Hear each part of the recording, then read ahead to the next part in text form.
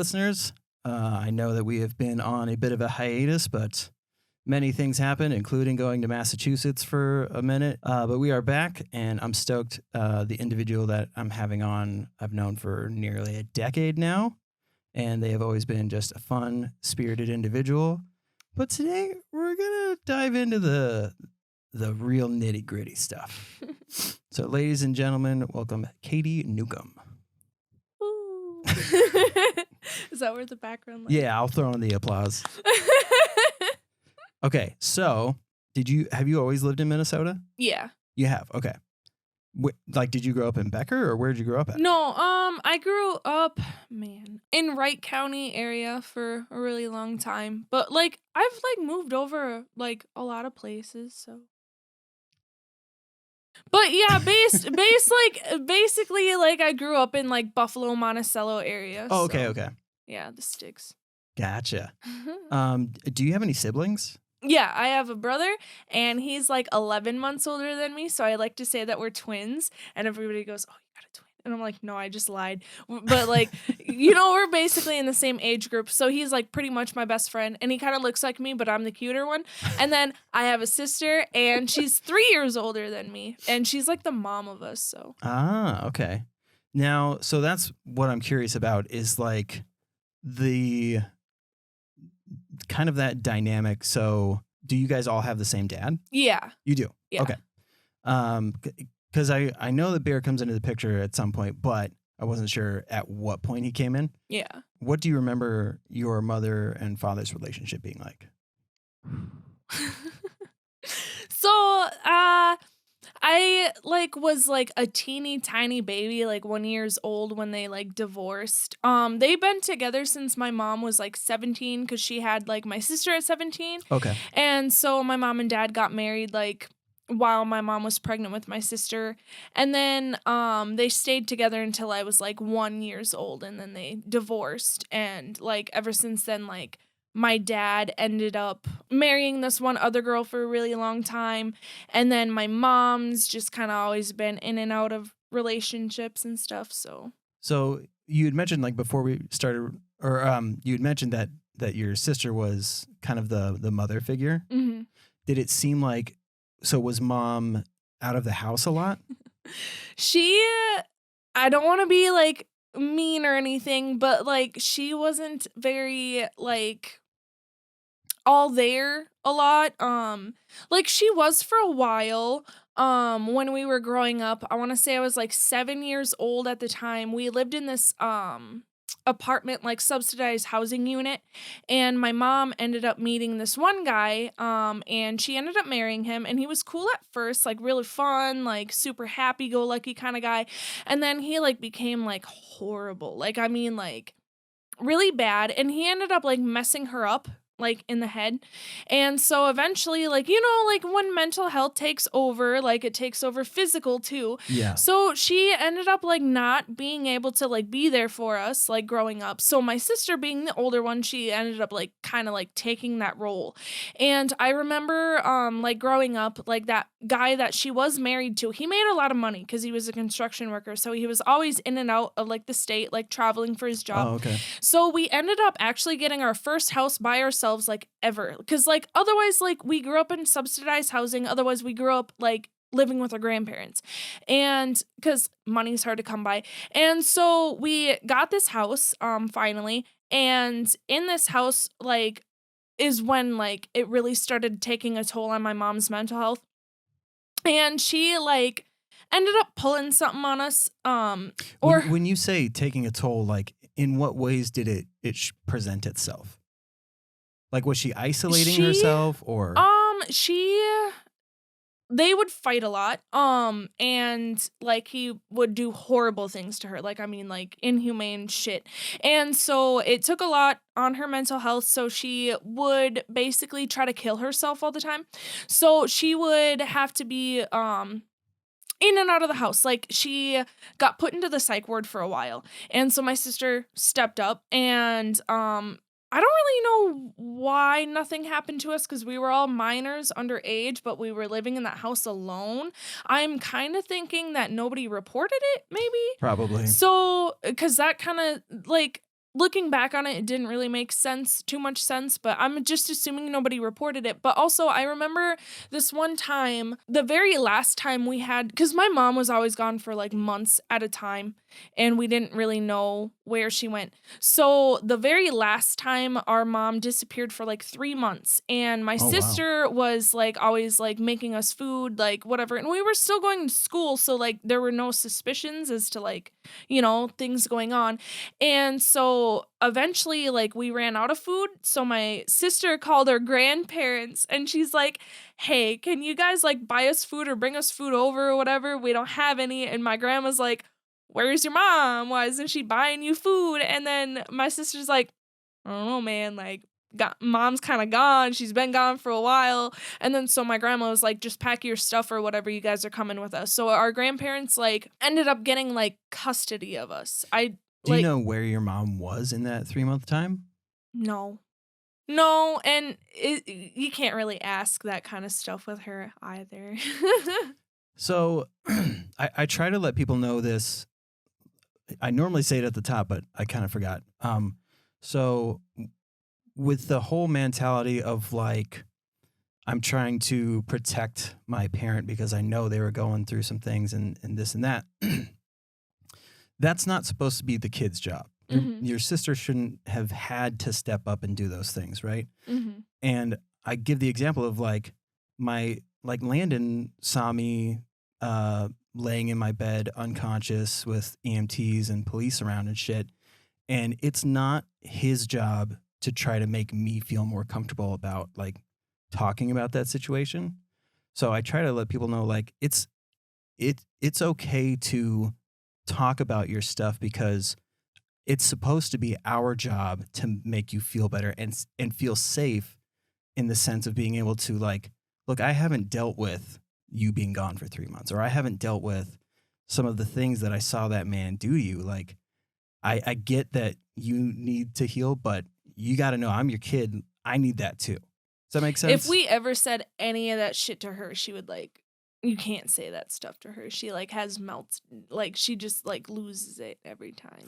So if we were to ever confront her like being like, "Hey, the stuff that you put us through and like what you did to us like actually did have an effect on us and traumatized us for like lifelong kind of thing." Like if we were to ever tell her that, she would like just break down and like just start like I'm not saying she's a narcissist, but I'm also not saying she's like not one, you know? Yeah, I think that what it sounds like is there's a level of PTSD and the fact that she became kind of reliant on the fact that you guys could take care of yourselves. So those two things happening at the same time and then going on for so long, her like survival mechanism was like, okay, the kids will be fine. I need to figure out how to deal with my shit. And because she had that mentality, whenever somebody brings up that thing, she goes right back to, no, no, no, no, no, you don't understand. They were taking care of themselves. They needed that, blah, blah, blah. Like, I've She seen doesn't that kind of thing before where it's, yeah, it's this, and maybe she doesn't recognize that that's what she's doing, but the concept is there is to like, no, you guys are fine. Everybody survived. She always reverts to the excuse that like I gave birth to you guys and I gave up everything just to make sure that you guys were okay kind of thing. Yeah. So she thinks that she was doing what was best for you guys, which is, Abandonment. yeah. But when they're going through it, they don't see it that way. Mhm. And I'm sure, I don't know what her childhood was like, but I mean, how her parents treated her for having a child at 17. Like, I don't know, like the grandparents that you went to, was it your mom's grandparents? Okay. Um, did they ever let on to like some parents don't do the best job of like keeping that shit in and they talk shit about like your parents. Did they do any of that stuff or?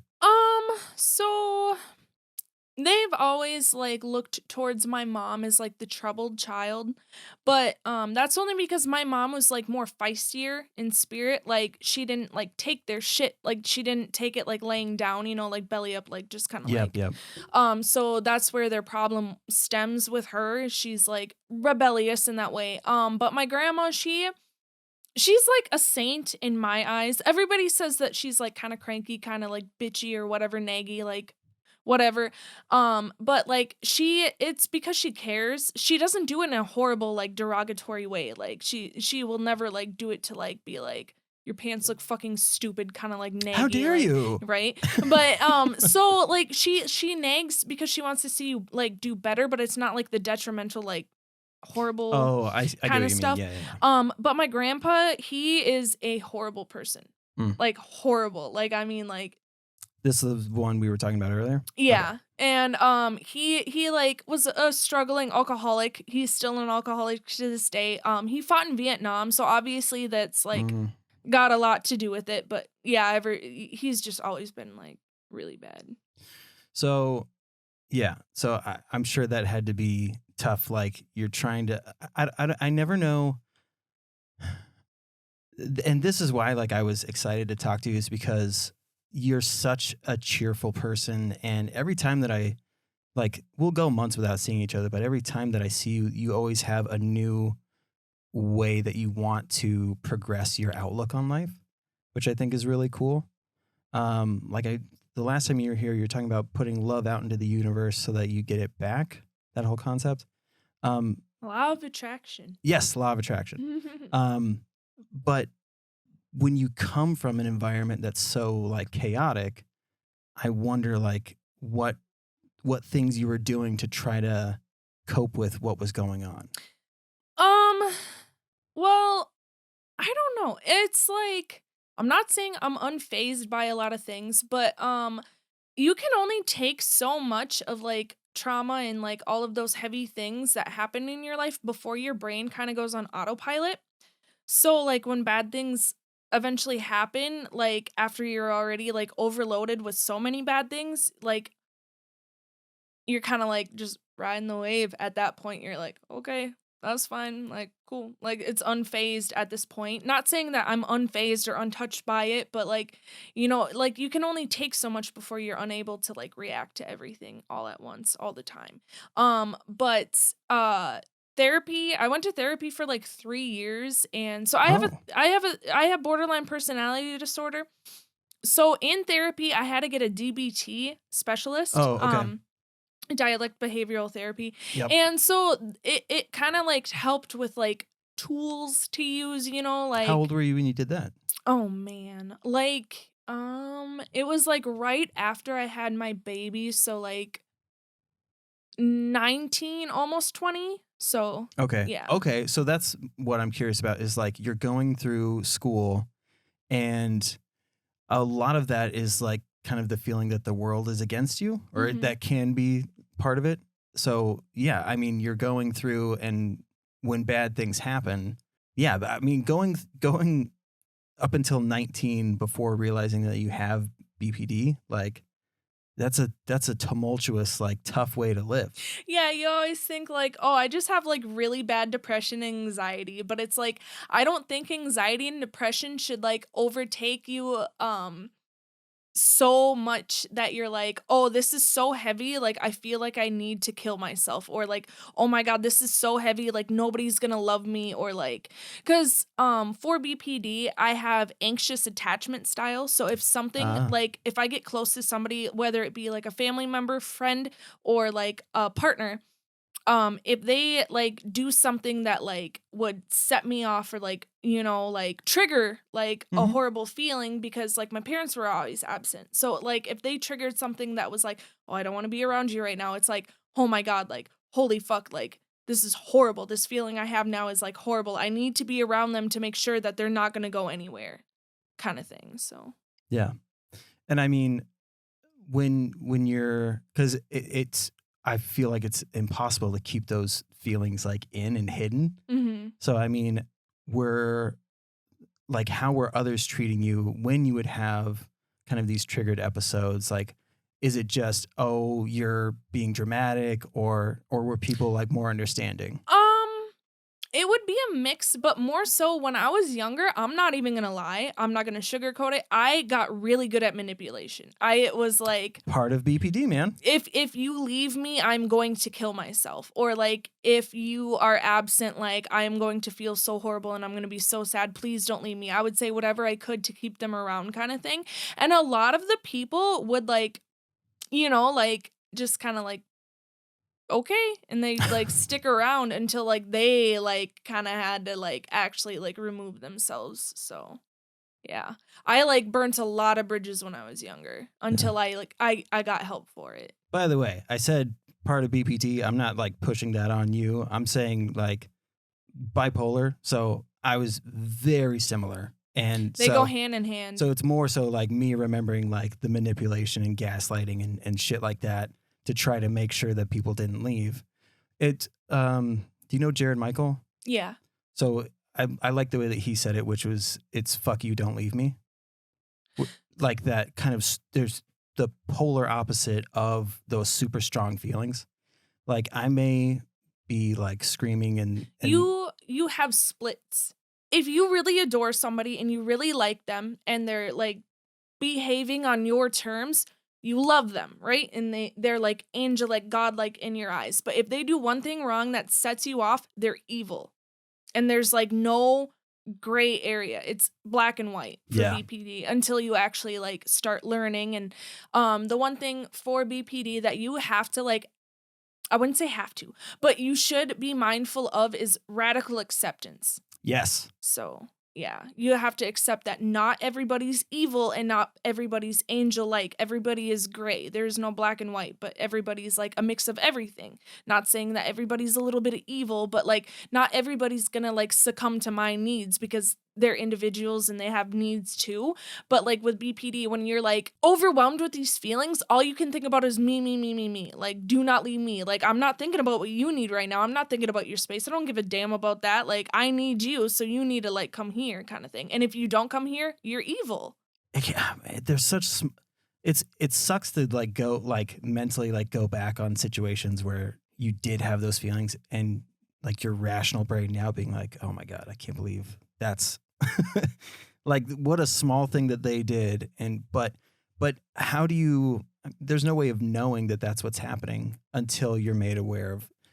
It's the Dunning Kruger effect, where like Even when you are made aware of it, it's still a challenge to like steer clear from those habits because you've been practicing those habits like lifelong without even knowing it. Because like people with BPD don't get diagnosed until like way later, because it's a little difficult to like really oh yeah, precisely pick out what people have and stuff.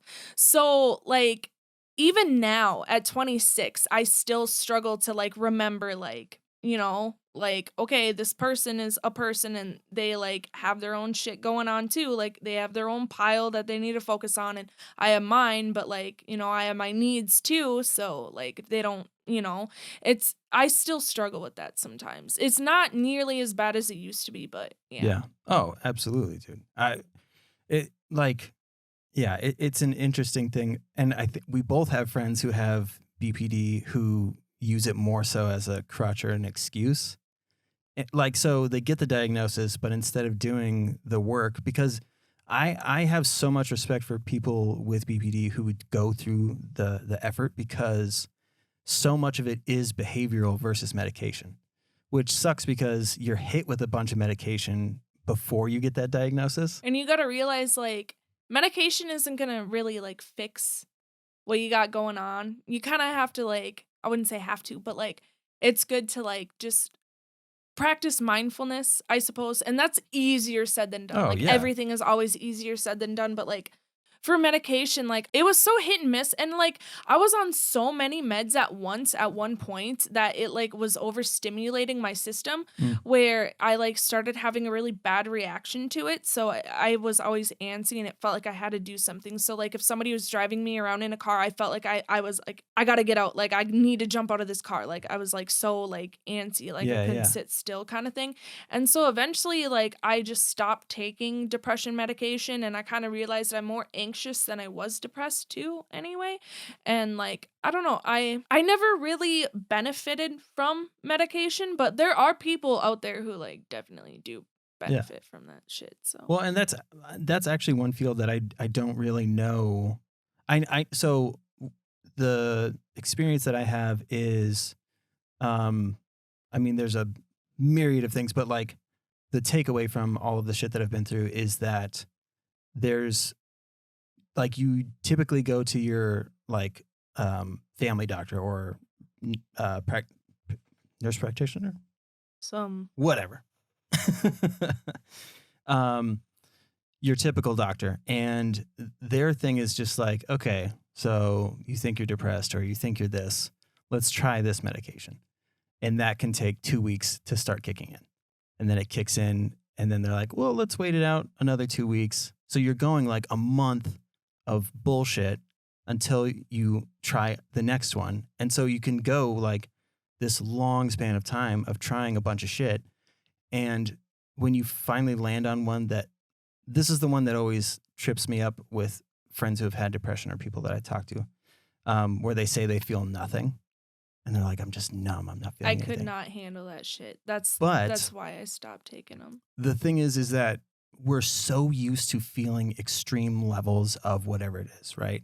Like extremely stoked, extremely depressed, whatever the thing is, like extremely nervous, that when we have something that is just like this neutral plane, it's so uncomfortable. And it's so alarming that our body is like, well, this isn't how we normally feel. Like this isn't normal to us.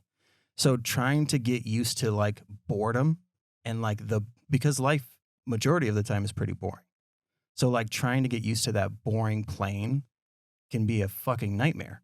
And I would say like 8 out of 10 people that I talk to who have been on medication stop taking it because of that side effect.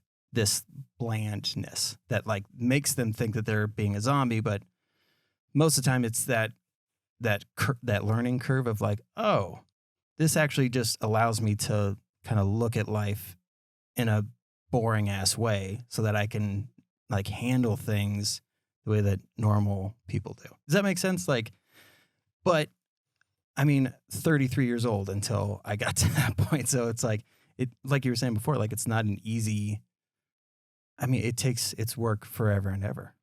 But especially like on your side of things, you're dealing with this shit, like discovering yourself and figuring out kind of, you know, who you are as a human being, while at the same time you have a broken home.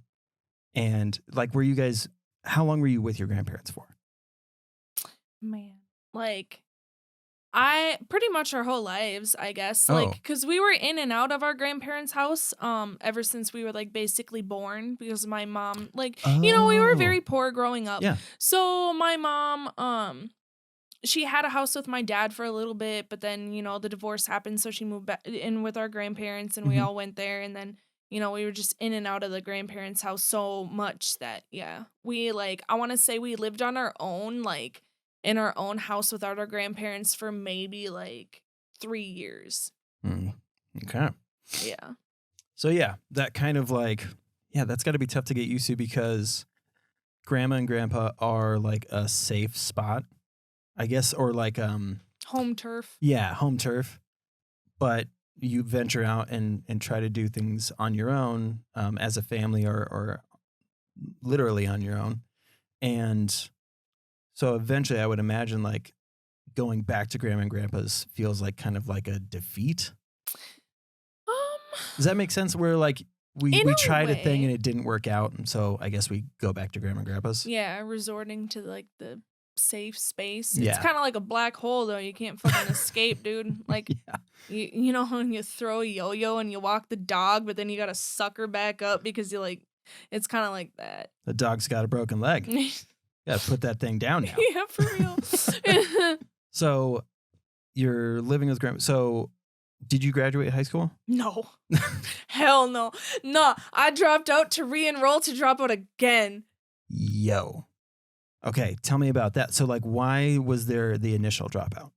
So the first time I dropped out of school was because like I have ADHD. I cannot fucking concentrate. I like it's really bad. And so I never did good in school. I was always failing like almost everything all the time. And eventually I just ended up dropping out at like 16 or 17 because I couldn't focus and also like I was mad depressed, so I was always skipping school anyway. Hmm. So I would barely show up, so I'm like, what's the fucking point? So I just dropped out.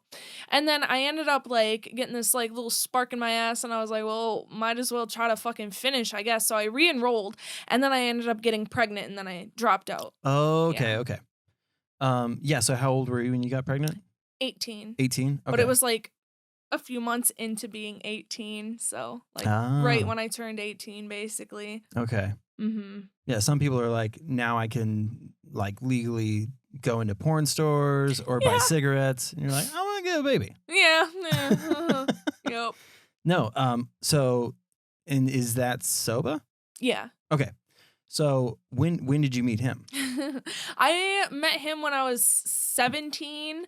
When I went to get the bottom of my navel pierced or whatever by their Okay. old piercer, Pablo. And Pablo. so Soba was the piercing apprentice at the time. And so when Pablo was piercing my belly, he was like, "Hey, Soba, come look at this." So Soba came around the corner and popped his little head out. And that was the first time I ever saw him. And he was like, "Oh, that's cool." So, He's such a cute little fucker. yeah. It's hard like I remember like when I started to like learn kind of more the in-depth part of Soba, I was like, oh, that's a bummer because he's cute as hell. He's so cute. You want to pinch his little cheeks? Yeah. I mean, it's been a minute since I've talked to him, so I know He's still cool. Okay. Cool. When you find out that you're pregnant, because you're of an age where like abortion at least started to become more of like this isn't something that like whores do. Like this is something that like people genuinely have to sit down and make this decision, and it sucks every time. Like I don't care how many abortions somebody's had, like it's not fun. Physically, it's not fun.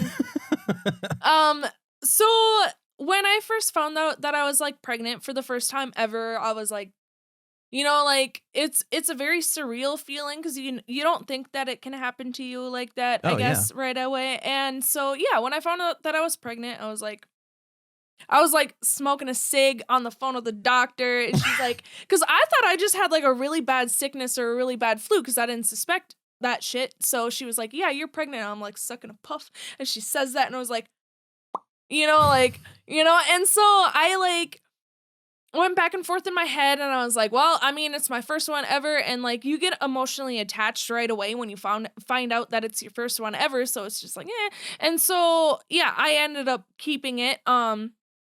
There was only like maybe two people who probably suggested like abortion for me or whatever, but I was like stubborn at the time, and I was like, nah, I'm gonna keep them or whatever. And like I did have every intent on like mothering the child and stuff, but sometimes like things just end up happening. And so my body wanted to like basically give birth like 6-7 months into being pregnant. Oh So like, shit. yeah. And so I just was not ready. Like I didn't have my own place. I didn't have a car. I didn't have a license. I didn't even have a fucking permit. So like, how am I gonna like take care of a baby kind of thing? So I was like, I guess adoption is the option. So my manager for the place that I was working at the time, Taco John's, she was like, she had a wife, and they kind of wanted a baby, but they obviously can't have one of their own. So they were like, if you think about giving them up or whatever, we'd adopt your baby. And I'm like, hell yeah, because I've been working with this bitch for like 2 years. I already know her, know how she is, her temperament and everything. So I was like, fuck yeah, okay. So yeah, he's got like 3 moms, like no dad. He's like a redhead. He's like very short. He's like 2 years behind in height, the doctors say, and he's like really scrawny, so he's like the perfect target for bullying. Oh. And his head's really big. Okay, let's take a couple steps back because we just covered like 7 years of. It's funny because he is 7. Right? That's what I thought. Okay. So when we go back and you're starting to recognize these situations, Did the thought of the way that your mother raised you come into your head at all? Yeah. Okay. The other thing that I'm curious about is like because of those abandonment issues, and like, not in the sense of where like you're a broken person, like you like genuinely have trauma that's associated with these things. Did, I mean, it's got to feel heavier giving up your child. Yeah. Does that make sense where I'm going? Like, I can't believe that you were able to do it and not have like suicidal tendencies. Oh boy. Yeah, no, so I did not wanna give him up for adoption. Like, now that I'm older, like, it definitely was the best choice, but, like, things happen, but yeah, I did not initially wanna give him up. So when I did give him up for adoption, like, when we left the hospital, like, me and my baby dad, like, I became very depressed. I lost a lot of weight because I didn't have an appetite anymore, couldn't eat, couldn't sleep, like, any of that stuff, and I just was not, a person anymore, basically, and I tried killing myself. I tried killing myself, and then I ended up in the psych ward for a while, and that's when I started therapy and stuff, so, yeah. Okay. So you're saying that was after giving him up for adoption, or Mhm. okay, okay. That initial suicide attempt, was that your first attempt? No. No. Nope. So had you been on a mental health unit before? Yeah. Okay. I've been in and out of them quite a few times, like, in my life. Okay. And this is a safe space. We have Penis Dragon, but also I've been on adult mental health units. So I'm very familiar. I was on the St. Cloud Hospital twice. At first, it was like a 72-hour hold, but because I was there on a holiday weekend, I ended up being there for 5 days, I think. And that's such a trip because, like, we want to, at least this was my experience, which was to say, everything's fine.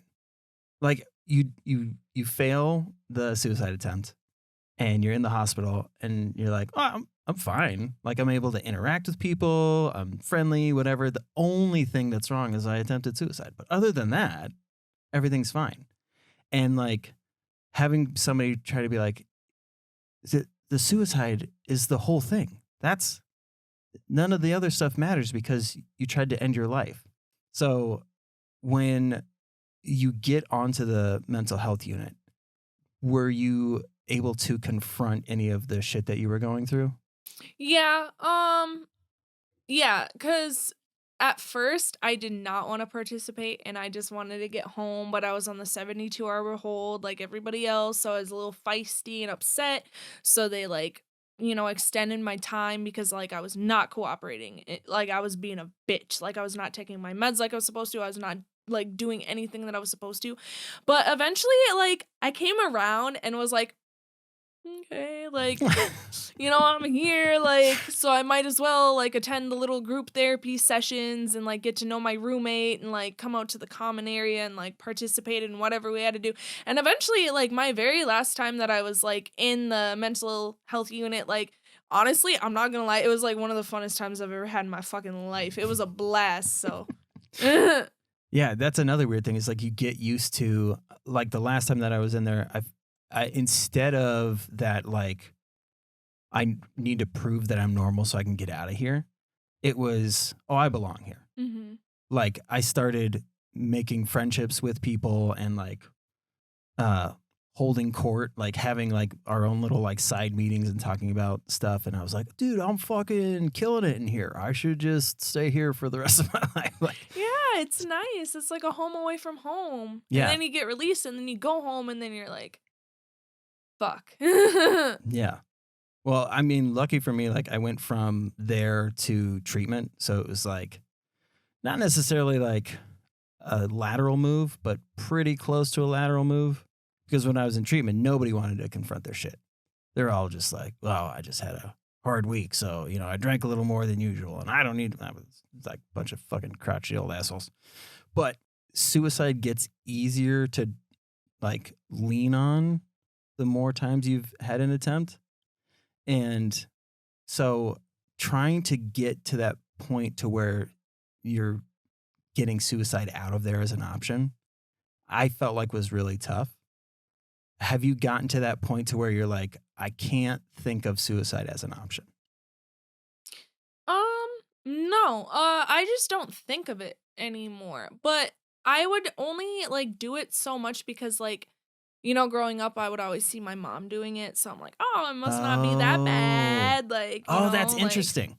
and so cuz she would always live, so I'm like, she got the attention she got, so but like it wasn't necessarily like that, but it was like I had all these heavy feelings where I was like, yeah, I want to fucking die, so I would try to. And like I traumatized a lot of people around me or whatever by trying to do that, and like now that I'm older, I'm like I will never do that shit again. Like I don't know, man. Like the last time I tried doing it was in front of my sister, and like just like her growing up the way like we like seeing the shit that we did, and then I did that shit to her. Like that kind of sucks. Like realizing that, and like a lot of it would just kind of like be relied on impulsivity. Like I wouldn't Mm. even think about Oh, trying yeah. to do it. I would just it came natural, like breathing and blinking. I'd be Mhm. like, oh, just gotta like I wouldn't think like, oh, I gotta kill myself or I'm going to kill myself. I would just do it like without thinking. Yeah. Well, I've described it that way so many times. There's my analogy is like you're going through a drive-through, you ask for a cheeseburger, and the clerk is like, "Oh, we don't have any cheese. Is a hamburger okay?" And you just go, "Yeah, hamburger's fine." Like it's that simple of a thing, and it's that easy to go, "Yeah, so I should kill myself right now." Like there's certain scenarios that when we haven't like confronted our shit, that this thing gets taken away and we go, oh, well, that was the only reason I was living. So I'm gonna peace out. You know what I mean? Like it's very easy to do, which is scary. And like I still kind of like tiptoe back and forth where like I don't view people who commit suicide as selfish because it's a side effect of your condition. Like you don't get mad at somebody who, smoked cigarettes for dying of cancer. Like, yes, I get that you smoke cigarettes and now you have cancer, but once the cancer takes over, like, it's out of your hands. You can't get mad at that person for dying because it's cancer. So, like, for people who have major depression or major mental health issues that they're unable to control or cope with or like have a proper support group, like, what else, what else would you think would happen for somebody who's on that trajectory? Like, it's to some extent, I think, out of their hands, and it's a bummer. Like, I don't know. I had the medic, the last medic that brought me into the hospital was like like doing these like weird sighs, and I'm like, you okay? Like I'm strapped to a gurney, but like, how are you doing? Yeah, for real. And she was like, I just don't get it. And I'm like, don't get what? And she's like, suicide. I just think it's really selfish. Like, you shouldn't be doing this job. Like, For real. but I was like, I know most people who commit suicide, I would say the majority, do it because they think they're helping others to some extent. Cuz you feel like such like a burden. 100%. Yeah.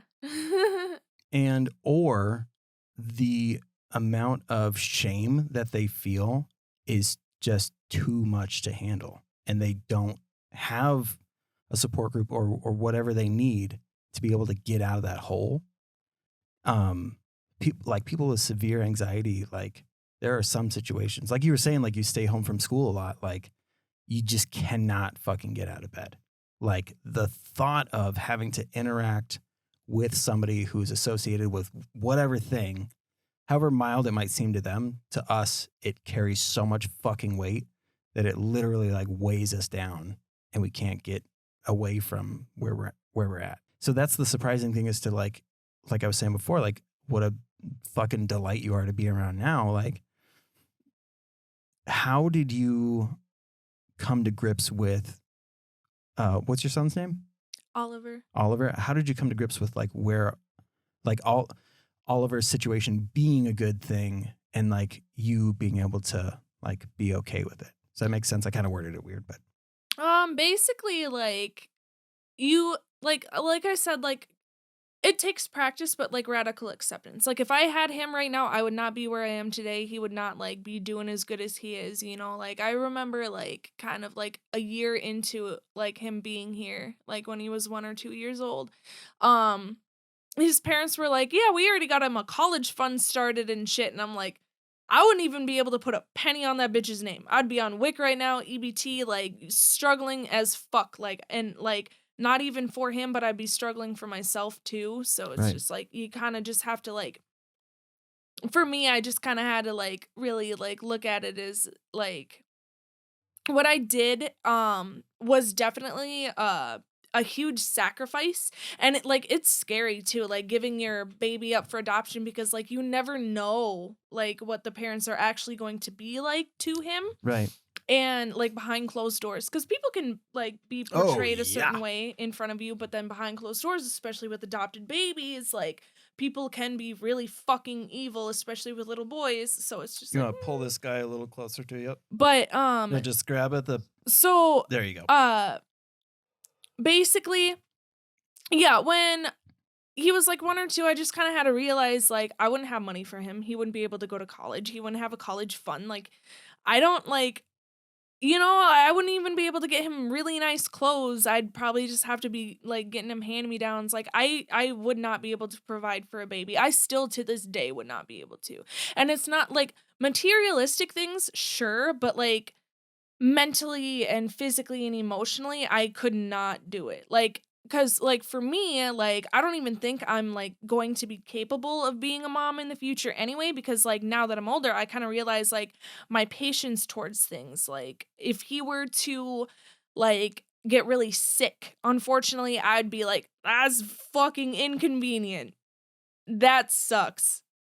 Why? Like, you know? No, I get what you mean. Which is like and like so I kinda had to realize, like, I would not, like, be fit to be a mom. Well, and I mean, especially at that time, you were already starting at a deficit. Like, you're already in debt emotionally. You're already in debt financially. Like, all of these things, you're already kind of a step back. And then, like, yeah, that whole showing up thing, not everyone is built for it. And there's still this shit ass stigma about like people who say they never want to have kids. It's like, oh, really?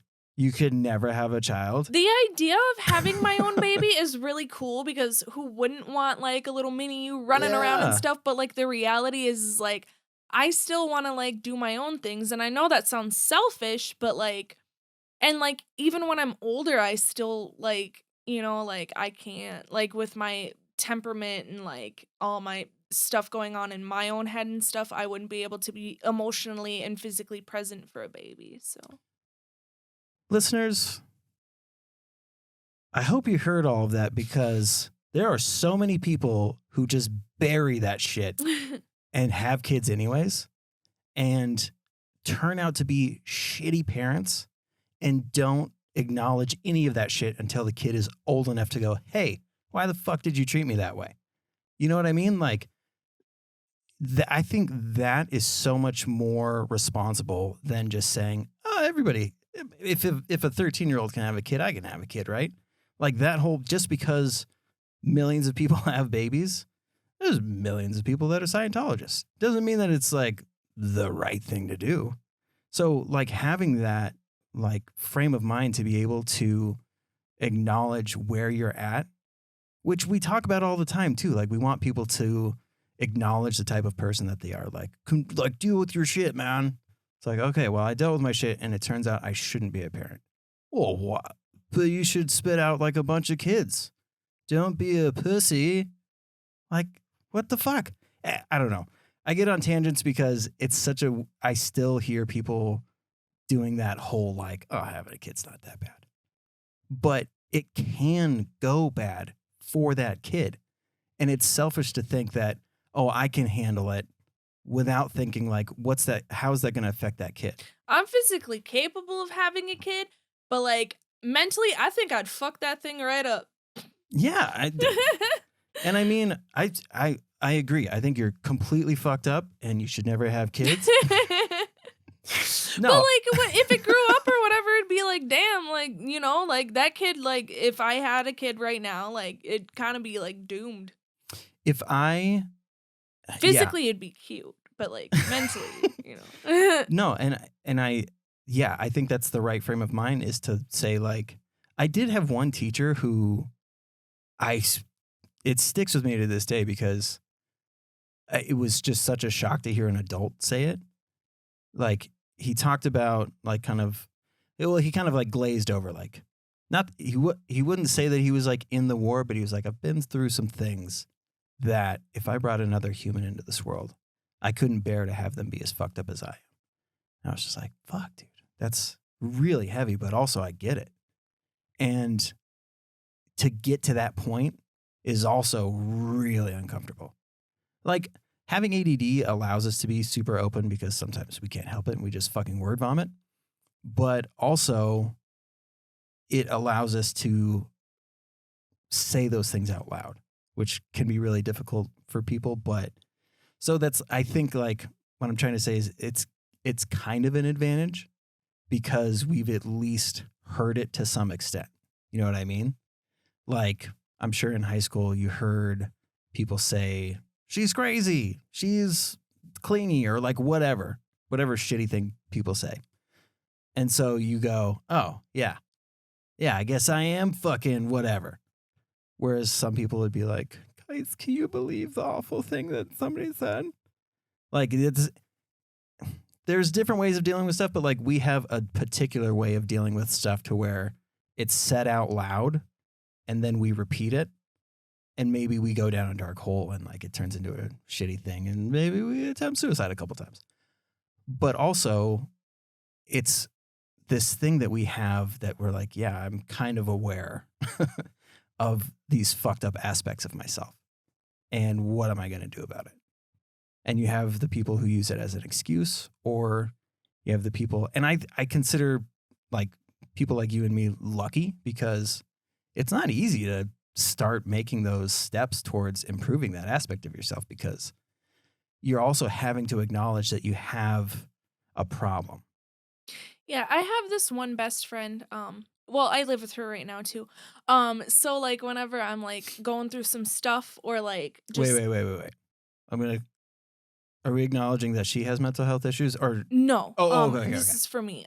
So I live with her and so whenever I'm in my head and like going through things, like I'll like repeat it to her and I'll be like, do I sound like I'm victimizing myself, like, as in a victim mentality, or, like, is my shit, like, actually, like, you know? So she'll, like, repeat it to me, and she'll be raw and honest too, and, like, that like, not everybody likes hearing what they don't wanna hear, but, like, at least she'll tell me, like, even if it's not something that I wanna hear, it's, like, really, like, good for me to hear it because it's like, damn, okay, so I did hurt this person's feelings and now I do need to apologize because I was in the wrong. Or like, you know, they did hurt my feelings and they're fucked up. So then they kind of have to like she'll like be honest with me. So yeah, I'm like thankful for that. Yeah, yeah, and I mean, but yeah, no, that's rare. Like people saying, because most of the time people are saying it and they want that confirmation bias. Like they're saying, like this dude's fucked up, right? I can't believe he said that shit. Whereas we go, am I crazy? Like, is this actually how I should be feeling, or am I like thinking too deep into it? And yeah, I don't know if it's like impart to having ADHD, but I find that like a lot of the people that I talk to who also have ADHD kind of have a similar like trajectory where we are a fucking train wreck for a while. Most of the time, I think it's a dual diagnosis thing. People who have ADHD, you probably have something else too. So when it comes to the other stuff, it's like we have this kind of self-destructive thing that goes on for a little while. And then we start to go, people I care about are disappearing at kind of an alarming rate. Do I need to change something?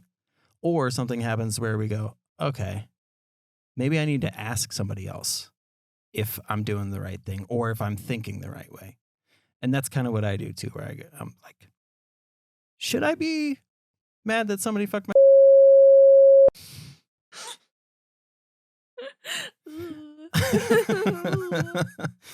But you know what I mean? Like, we start to do that thing where we have learned that historically speaking, our feelings aren't completely reliable. So we have to start going, might need a second opinion on Because this. our feelings are so intense. Like the splitting, like, is this person being evil or am I just in my head about it because I'm a little hurt right now? Yeah. So what's your relationship like with your brother and sister? Really good. Which I'm thankful for because most siblings are like, like they're like all the time, like But me and my siblings, we don't really fight. We're like there for each other. We're all really close. We don't talk every single day, obviously, kind Right. of thing, but like we're like, cuz we grew up in such a traumatic, like stressful, like intense environment and like all we had was each other. We didn't have our parents. We didn't have like our grandparents to rely on. We didn't have anything except for like each other. So That's what the next thing I was going to ask was like, did you guys acknowledge to each other what was going on? Like while it was happening? Or was it when you grew up and then you were like, hey, remember when this happened? it was when we grew up. Like in the moment when you're so young like that, you don't realize things are just fucked up like that. You Yeah. just kind of like go with it. You're like, oh, my mom's gone. My dad's fucked. Like nothing's going good. Like this is normal. And then you hear like these other kids. They're like, oh, for Christmas, my family did that, and it's like your family does shit like that. Like what? Like your parents are still together. Your parents like each other. What? Like, you guys have a house? Like, you have your own room? You have a nice bed? Like, what? Like, stuff like that. Like, we're like, and then we'll like repeat it to these kids and they'll be like, huh? Like, that kind of stuff. So, Yeah, dude. Yeah, that's a trip when you bring up some. Yeah, and then the teachers are like, Yeah. and then they sign you up for the school counselor, and then the school counselor gets fucking, what do you call it? That fucking shit on your, what is it? Dandruff. Dandruff. No, it's like the homesteady kind of people. Oh. CPS? Yeah. Yeah, we got that. Ooh. How did that go? It was weird. It was a trip. Like, we didn't realize, like, how fucked up the CPS situation was until, like, my sister kind of repeated it to her when we were older. So I thought it was just like me being little. I thought it was just a school counselor coming to our house every once in a great while. Okay. And this was when we were at our grandparents because we didn't have our own actual house.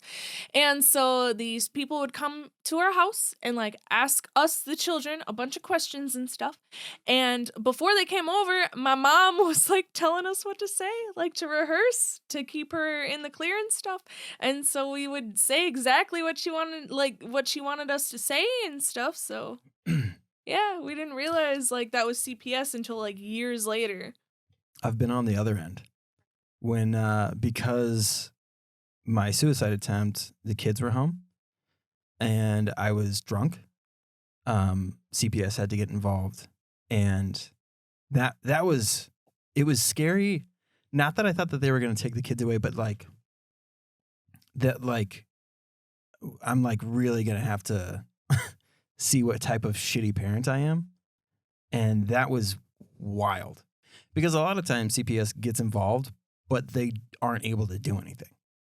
So like there's certain requirements for losing custody of your children, and the rules are so fucking loose. Like it blows my mind. Like there was a lady that was on here that the kids got split up because of the mom, but some of the kids stayed with the mom. So it's like, what are the rules? Why would you deem her unfit to rear these children? But then it's okay for her to take the other kids? Like, it's fucking crazy. Mhm. Sorry. I've been going on tangents. That's okay. Well, I want to find out more about you. So, when it comes to, like, you guys, like, go over that shit, like, are there things that your older sister will bring up that you're like, oh, I didn't realize that's what was happening? Mm-hmm. And have you guys tried to do anything for her, like on an emotional level, because obviously she went through some shit, plus trying to seem like she had it together as a kid is wild. So I don't know if like you guys ever recognized that and were like, hey, rub you on your back? Like my mom No. or sister? Your sister. Yeah, cause for my sister, like she has always had to be like the tough one or like the mom basically of us. So yeah, we've always had to like I wouldn't say we always had to, but we always like definitely like or at least me. My brother, he's more distant when it comes to that stuff. He's not very good at like admitting like, the parental side of that was kind of like fucked, like the dynamic was Oh, fucked. sure. But like for my sister, like definitely like I can acknowledge that she was like the mom and like that shit's not easy because she was only 2.5, 3 years older. Like imagine taking care of like two little kids like when you're 12 years old for like a long time.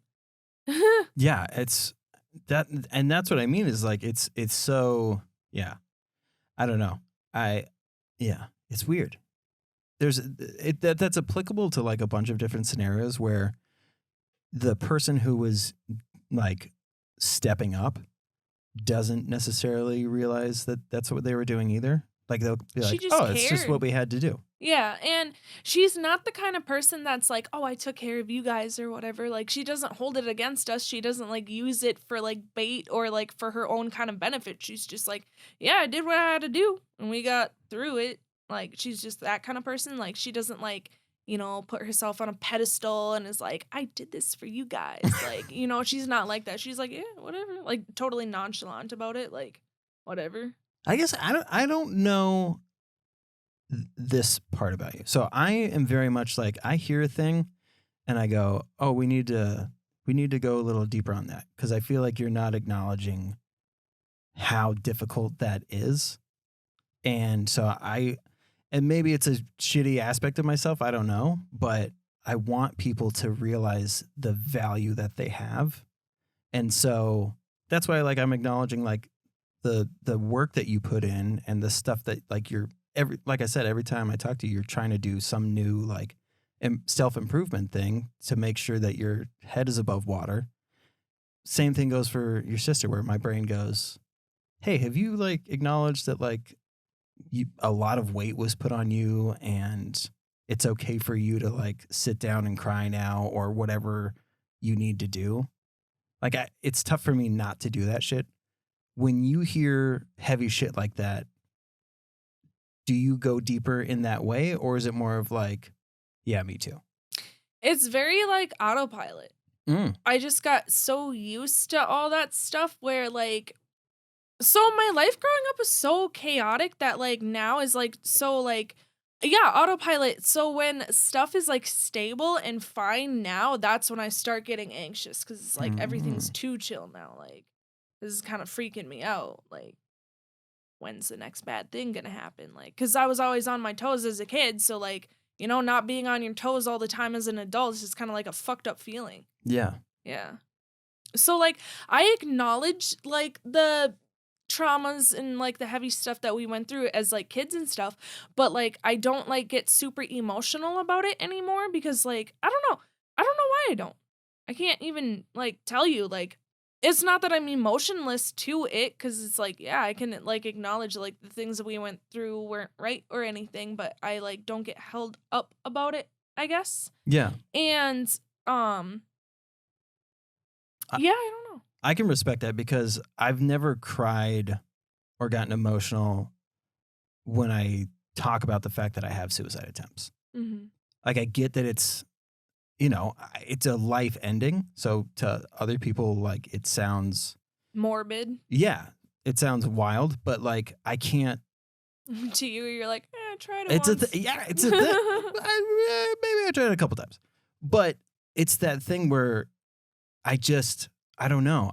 It's it's tough to it's tough to get there for certain things. So yeah, I that makes total sense because when you're exposed to it so many times, you do get desensitized to it. It's not that you don't care, but you just can't I can't do that thing anymore because I don't have it's been taken from me. So it's more so an acknowledgement of like unfortunately I got drained. like this normal response that I'm supposed to have. Like I- I've I been wouldn't overexposed say to shit. I wouldn't necessarily say that you're like drained. It's just the fight or flight response took over your brain so hard that like what else can you do? You know, Yeah. like your body's kind of got to survive. Like you got fight, flight, or fawn. So Ooh, I've never heard that last one. you Fight, just flight, freeze. or what? Fawn, like Fawn. you know, you just kind of like Like deer in freeze up. headlights, kind of. Oh, interesting. Hmm. Huh. That's funny. I can't believe I've never heard that So before. like if somebody like if you were in a horrible like situation, like you were getting robbed, right? Somebody's like holding the gun to your head, you're either gonna fight them, you're gonna fucking run away from them, or you're gonna like freeze up and just get shot, dude. Like, and like a majority of the time growing up, I would like freeze up. I wouldn't know how to like react or respond because like in my brain, like it's processing like everything's happening so fast, so much all at once that it's just like I don't even know how to react to this shit. So it's just like, it is what it Yeah. is kind of thing. Yeah, that's super interesting. That I think that explains more of because it's not that you like because when we were talking before we started recording like we're shooting and like kind of venting about our shit like you looked like you were going to cry. And even though I don't know that you recognized it. You know what I mean? Like Probably there's not because I didn't feel like I was going to. but there's a demeanor that changes in you that like I see this this different thing, but the overriding like muscle memory of like we're in a happy situation. So let's do the thing. I'm going to wiggle around and make it seem like I'm not sad. Or you know what I mean? Like more of your disposition and I think because your like natural thing is that freezing, I kind of it makes more sense that like if I slow down, then I'm just gonna freeze up. And if I go too deep on a thing, it might trigger something where my body just stops. So and maybe I'm like projecting or just trying to guess who you are as a human being. But the more interactions that we have, it kind of makes more sense as to like why you are the way that you are. A lot of it has to do with like, I don't want to like trauma dump on somebody to the point where they're like feeling bad or pity for me. Mm. Cause I don't like being the center of attention like that. I don't like it when people feel bad. I don't like it when people focus on my stuff, So that's why I always try to be like, yeah, I feel like I'm gonna kill myself. But today, like this cool ass thing happened. Like I like totally deter from the situation because I want to be like, I feel like this, but like I don't want you to like really think about it. I don't want you to dwell because like my feelings are always interchanging. Like I don't know how I'm gonna feel in 2 seconds. Like from now, like right now, I'm gonna feel sad, but like a minute or two goes by, I'm gonna be like fucking hunky dory. I'm gonna be like happier than fuck. I'm gonna be like hell yeah. So like I don't like it. I don't like to like. I don't like it when people like feel bad for me or like, you know, give me pity. I Yeah. just don't like that feeling. So I guess that's why like I'll say like some heavy shit, but in like a lighthearted way. So it's just like I don't want them to worry because like nothing's gonna happen. So it's just like and like I'm doing fine. So it's just like I don't want them to be like, oh, that poor girl. Mm. Yeah, and I mean, I think like as friends, yeah, I don't know your friend circle at all, but I know like from well, I also have codependency issues. So that's another reason why I dive a little bit deeper.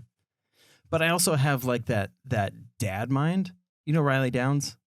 Yeah. Okay. So he kind of got the ball rolling on like this whole I'm not old enough to be your dad, but I'm old enough to feel like your dad. Does that make sense? Like there's a big enough gap to where, I mean, if I talk about, have you ever seen Aw, Real Monsters? No. Okay. So there's a big enough age gap to where you have no idea what that is. So there's these big gaps. So it feels distant enough to where I go, I could be a father figure. I could do this thing. So Riley Downs started calling me Daddy Chris or Papa Chris or something like that. And then I started looking at everybody younger than me as to like, how you doing? It's me. It's me, your father. Yeah. I just want to see how you doing. So like it's this like desire to make sure that your feelings are valid and that it's not a burden to talk about those heavy things and let them feel heavy. Like I want to be somebody who, when you bring those things up, you don't have to put on a smile immediately after or make a joke to make sure that like I'm gonna, because I'm not like, it's not a pity thing, because I mean that's love. You know, you love your friends, you love your family. Like it's not a burden, or it's not some like you're putting us out by going through this thing. Yeah. Growing up, I wasn't exposed to like love like that. So like when people are like super nice to me or like, trying to love me or something, I'll like either push it away or I'll think that they have an ulterior motive. So it's like, why are you being nice to me? It's weird. And like when people like compliment me or like try to get close to me, I'm like, I have a hard time accepting it. Like, I like hearing it. Like, I love, like, hearing, like, "Oh, you look pretty today." Like, I don't know how to accept it, though. I'm like, "Thanks." Like, Yeah. cool. Like, you think I look nice. Like, awesome. It's one of those like, Or, like, when somebody's like, "I'm here for you," it's just like, why? Like, it's, like, weird to me, and it, like, shouldn't be. And, like, I guess that's kinda sad, but, like, yeah, like, lack of parental love and, like, family love, like, that kinda stuff. Like, I have my siblings, but, like, that kind of was it for unconditional love. Everything else, growing up after, like, the fact of my siblings has always been conditional. yeah, and So that I've heard that a lot too, because how could you love me? The only people that love me are the ones that genuinely know everything that I've been through and have been through the same thing, which is usually the people that you were going through the traumatic things with. So it's a bummer that like I you have get burned so much that it's your body just, it's, yeah, you get burned too much. I have only had one person outside of like my siblings or like family or whatever that's taken the time to actually get to know me and understand like my BPD and like why I am the way I am. And like she's like the only person in my life that's ever like Wait, I thought it was me. yeah. God. So my friend Olivia, the one that I live with, she's the only person that will like look me in my shit and be like, I understand you and I see you and I can see why you think this way and I can see the triggers that lie behind it, but like you are not that person. Like you don't have to like feel like a burden and like I need you to understand like I am here for you and like I am safe for you. Like you can like be emotional towards me, to me and for me if you need to be and like that's the only person that ever in my entire life that's ever like looked me in the eyes and is like I see you as like who you are and like I'm not going to like stop being there. Mm. Everybody else is like, "Oh, she's like having a mental crisis." Like Mm. we're gonna stay away until she's good again, and then we'll come back into her life. Like, and that's how it's always been. So Yeah. Yeah, and I mean, yeah, you get used. Yeah, I don't know. I get that. I acknowledge that. That's what I'll say. I acknowledge those feelings, and I recognize them as real feelings. But those situations, it just bums me out so much because when, yeah, I think like growing up and you know hitting 30 and then being like, oh, like I have been through enough to where I can probably relate to a lot of people. And then to go through even more and be like, oh, I was actually missing some things. And now I'm like even more so tapped into the reason why I do the show is I'm too deep into trauma and mental health stuff to not try to expose that more. And like that's the purpose of the show is like I don't want people to feel like they're abnormal for having gone through those things. Because there's one of the happiest people and like seemingly most put together people has been on this show and went through a lot of the same shit that you did. And so people that look like us, like, oh, of course, like the tattooed people have a fucked up life because whatever. But like, it doesn't matter like what you look like or where you grew up. Like the exact same shit can happen in almost any environment. And I like the more that we do shit like this, I hope that people feel like they can open up to the person that's closest to them a little bit more and maybe build a deeper relationship or find out that they went through similar shit. I just want that conversation to keep going until because America keeps saying like we're talking about mental health and everything is getting better. It's like a little bit. It's improved a little bit. Certainly better from when I was a kid, but there's still so fucking far to go. And going back to the CPS thing, like CPS, social services, there's a lot of red tape and bullshit that they have to go through when they, if we would, I don't know. I don't even know how to attack that thing because I feel like there's so many kids that could be saved but can't because of like this one little stipulation. Like, did they feed you 3 ounces today? Well, technically that meets the requirements. So it's like, dude, but I didn't get any ounces 2 weeks ago. Like, this should, I don't know. Ramblings and ramblings and ramblings. So, to kind of bring things back though, um, you go through kind of those motions when Oliver goes to his new parents. How old did you say you were when you started therapy? In between 19 and 20. In between 19 and 20. Okay. When you're going through that stuff, life doesn't stop either. So were you like how long did it take for you to like accept kind of what you were getting from your therapist? Does that make sense? Like where you're like, oh, okay, now I kind of realize that I need to be doing XYZ. Um, a long time. Cause at first, like when you sit down with like the right therapist, they're gonna like tell you things about yourself that like you don't like want to hear necessarily and like you have a hard time accepting. So for a while I was like very resistant to like, and it was kind of like a sick joke too because like I tried to kill myself because I gave my baby up for adoption and I had a hard time coping. And the very first therapist they gave me was super pregnant. And I was like, is this a fucking joke? Like, so that one did not work out. And so I had to like find a different therapist. And then, yeah, I want to say it took like a good year and a half to like really realize like, hey, like the way I'm like doing things or the way I'm acting is not cool and it's not going to get me anywhere and it's not beneficial. So, Yeah. I mean, I want to dissect that in 50 million different ways, but that whole experience is different for everybody because EBT, DBT. DBT, um, what EBT, Electronic food benefit.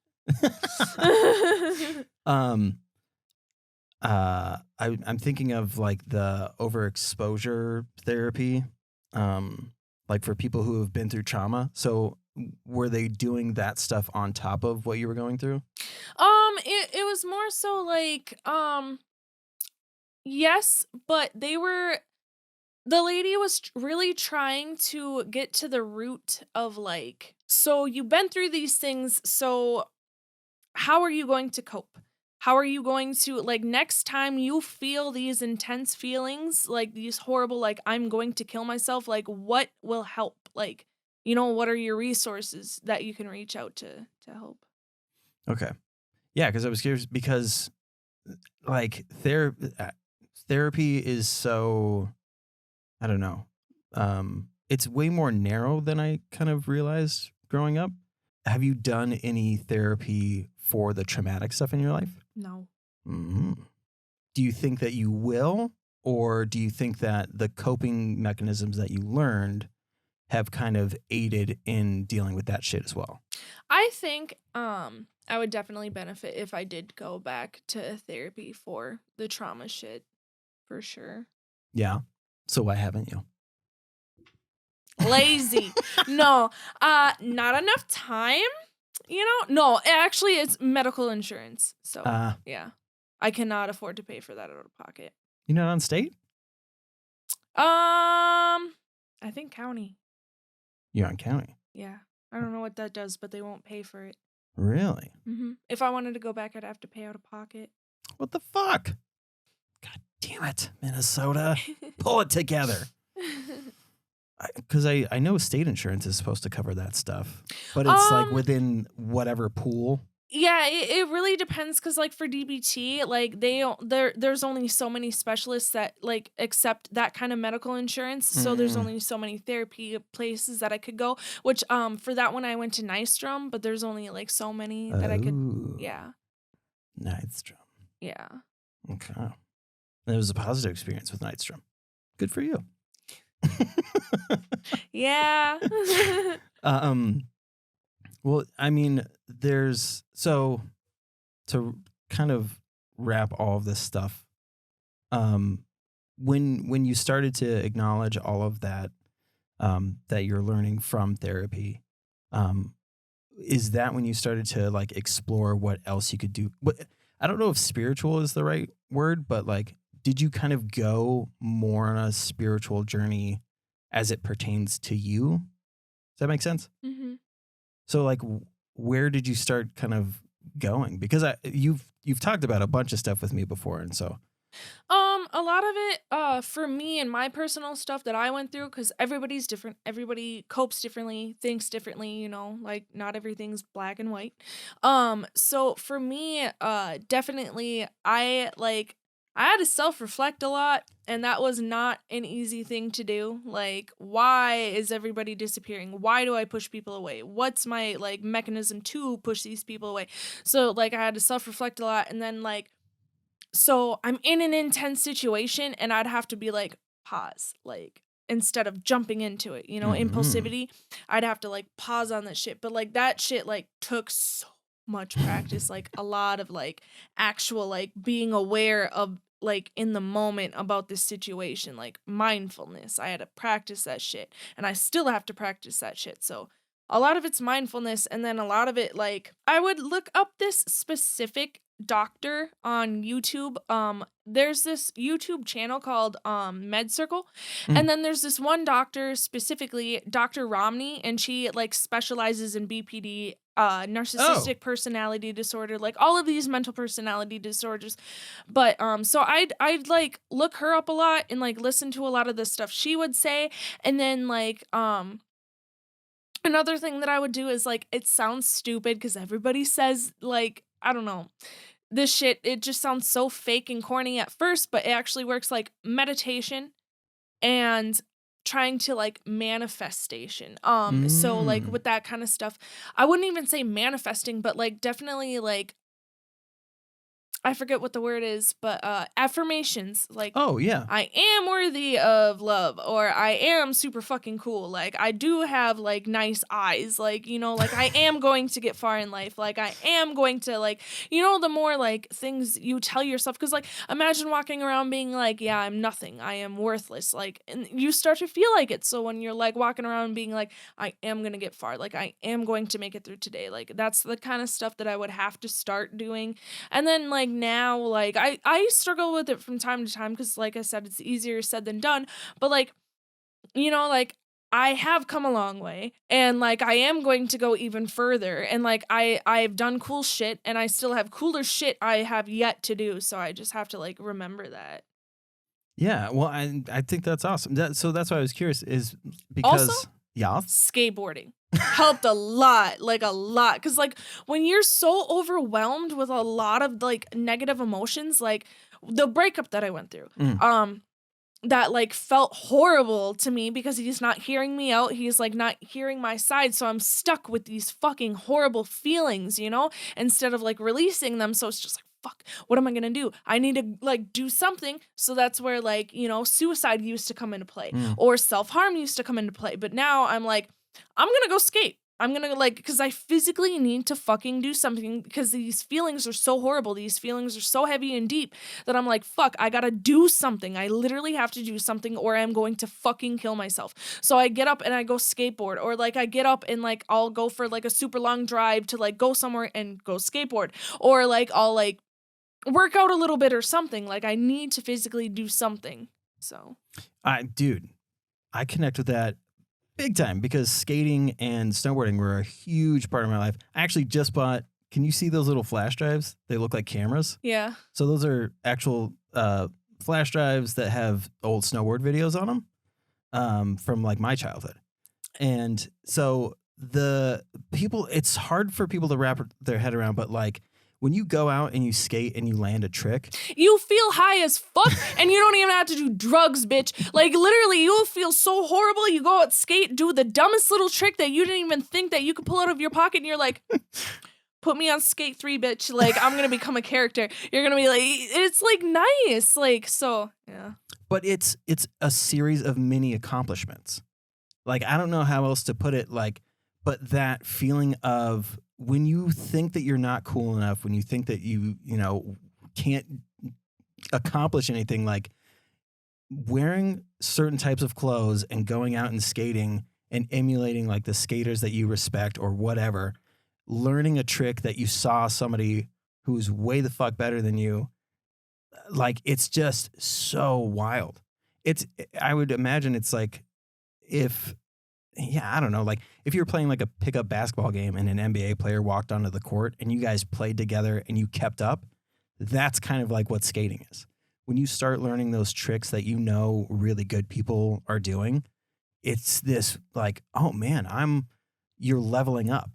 Like the go back to the skate 3 thing, like it sounds ridiculous, but when you can do the same thing, I'm genuinely good at something. I'm genuinely like able to go to a skate park, flow around and keep up with everybody. Like that's a fucking underrated feeling.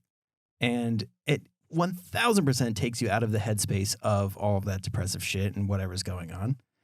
The first like close friend that I lost, the very first thing that my friends and I did is we went out and skated because we were like, this is what he would do.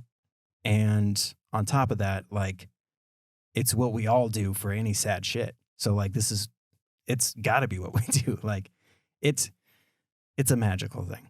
Like for as corny as that sounds, it genuinely, humans aren't made to do that shit. Like going up ramps or like jumping down a set of stairs, like we're not geared to do shit like that. That goes against like survival instincts.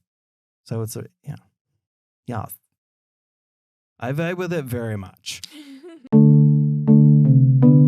To go more into that spiritual aspect of things, I do see like this more like kind of brighter light with you.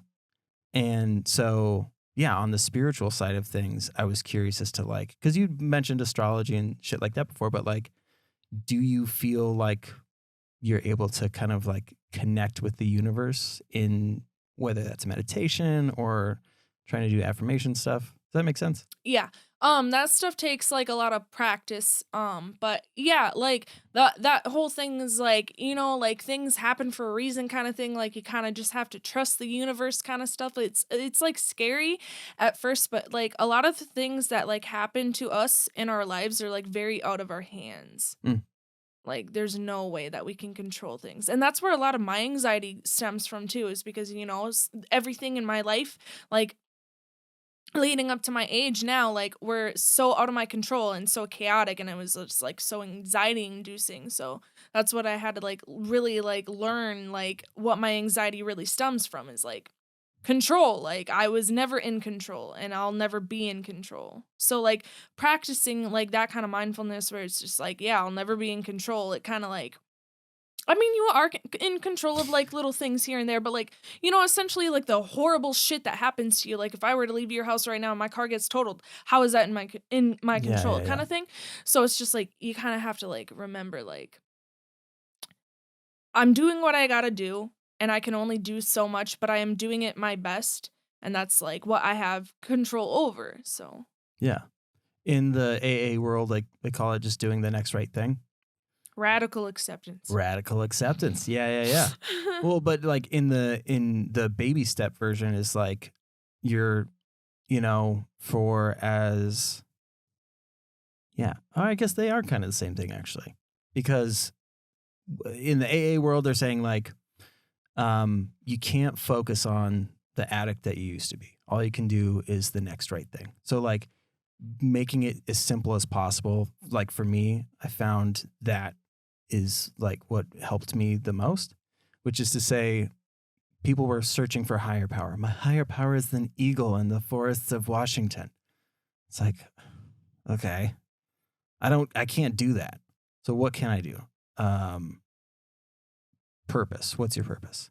Like right now, your purpose can be as simple as when I go home, I'm going to check on my cat, make sure she's good, and then brush my teeth, take a huge shit, and then go to bed.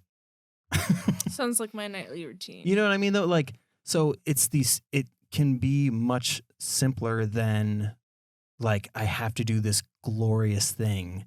Every achievement has to be something that's like worth fucking making a movie about. And that radical acceptance is definitely a huge part of that, because when we feel like we've gotten over a thing, because this applies to mental health stuff too. Like you get out of a mental health ward, or come out of a therapy session having accepted some aspect of yourself.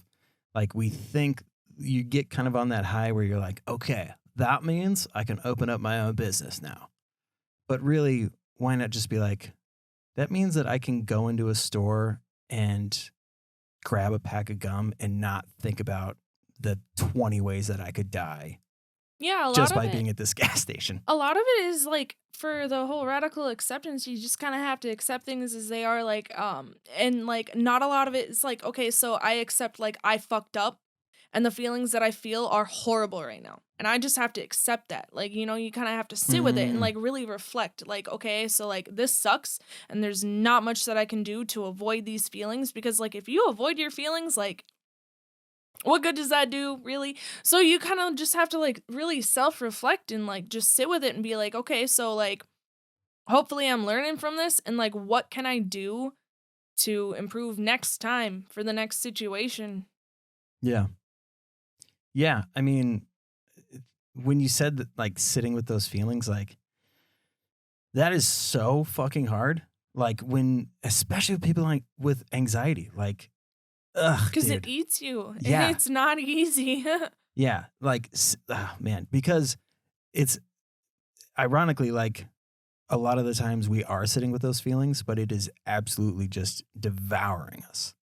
So, like, the thought of this little monster or like this hill of fire ants, I'm just going to sit with them and I like trying to figure out how to make that like a normal thing is so fucking hard. And I still get knocked on my ass from time to time. And I'm like, ugh, I'm a real piece of shit.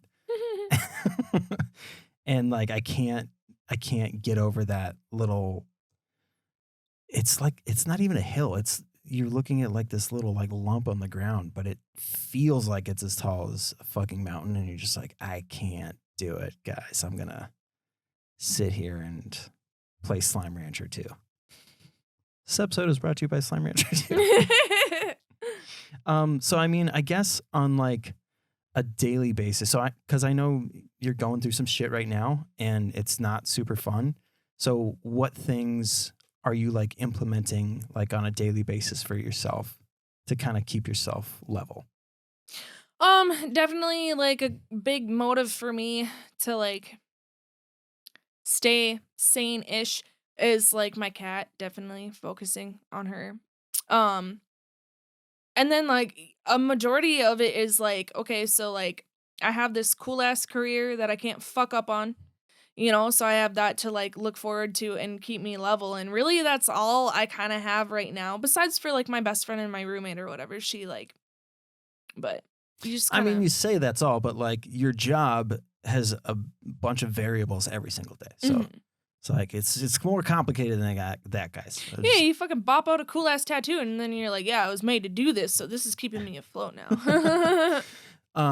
But yeah, I mean the like because yeah, it's funny that you say your cat, because part of the shit that you're going through is the fact that your cat's having a tough time. hmm And so, I mean, like that concept that you have to have other coping mechanisms other than boy or girl. Girl. Girl. What's her name? Tone.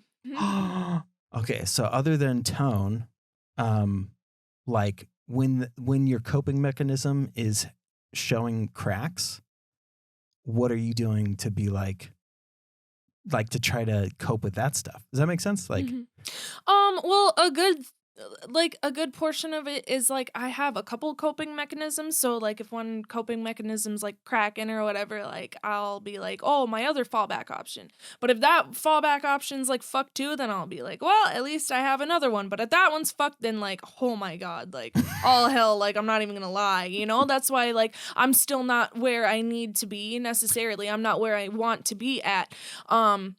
So for me, a big coping mechanism is my cat. But like, so since she's like sick or whatever, like I have to like remain like calm because like if I'm fucked, my cat's fucked because I can't take care of my cat. So I kind of have to remember that.